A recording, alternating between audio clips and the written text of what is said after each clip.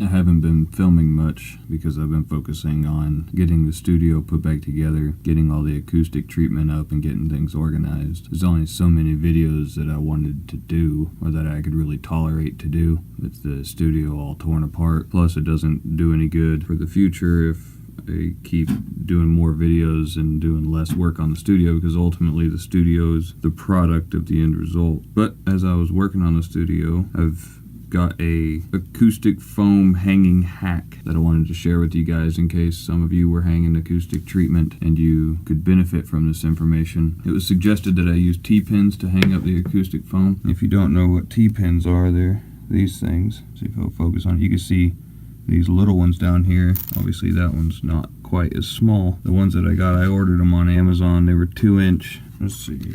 There we go. So 2-inch nickel-plated steel, and they've been working great.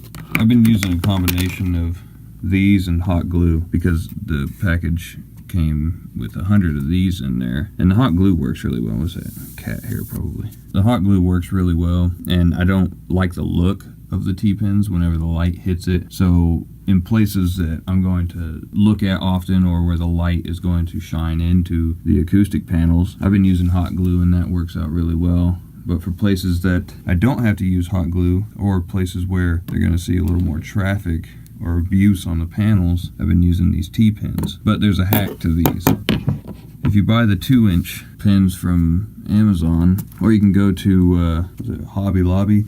I went there last night because I was running out of these, and I bought these. I had no idea that these were even used for sewing. I'm not a seamstress, so these are 1 3/4 inch, which they don't really work quite as well with this hack I'm about to show you.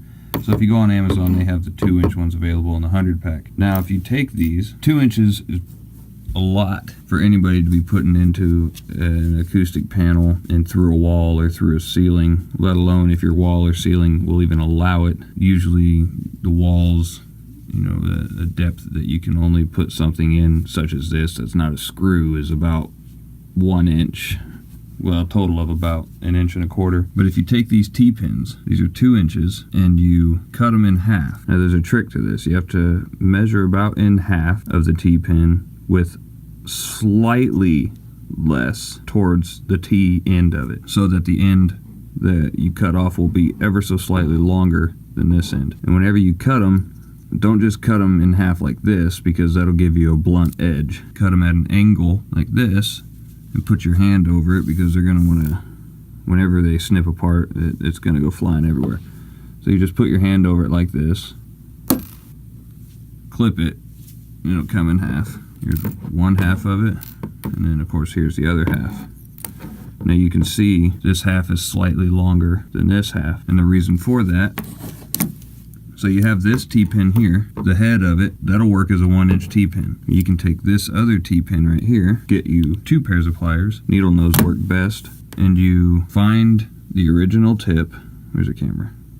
Here we go. Probably won't focus on it.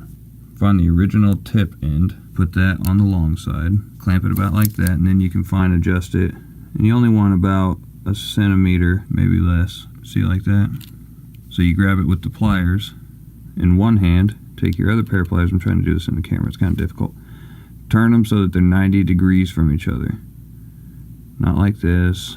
Don't, well, I guess you technically could do it like this, but have one facing up 90 degrees, the other facing up 90 degrees to that. And then keep, on this plier here, keep a loose grip. Don't really tighten down on this shaft portion. And on the left pair of pliers, keep a tight grip. What you're going to want to do is allow the pin to slide between these pliers, and I'll show you why once I grab it. There we go. So whenever you pinch tight with the left hand, just offer control with the right hand and turn.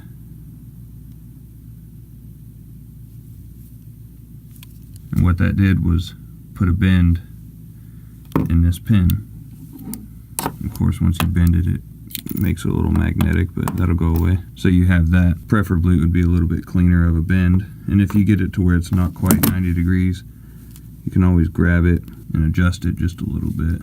It doesn't really matter after you get the initial bend going. Then that pin can be used in another corner, so you're essentially getting 2 pins out of every one 2-inch pin. So you can order a box of 100 T-pins and get 200 out of them. Also, if you have spots where you have to use these T-pins, where hot glue won't work or some spray adhesive won't work, then these ones show significantly less than these ones. These have a lot bigger of a head on them. These have a smaller head so that they can go into the foam easier while retaining the strength. So if you have light hitting on it, these won't show nearly as much as these will. So nice little hack I thought I'd share with you. Looking forward to future videos. If you like what I'm putting out, don't forget to subscribe. Hit the like button, that makes me feel good. And get the studio finished up, and we can finally get to recording on new Stenosis music.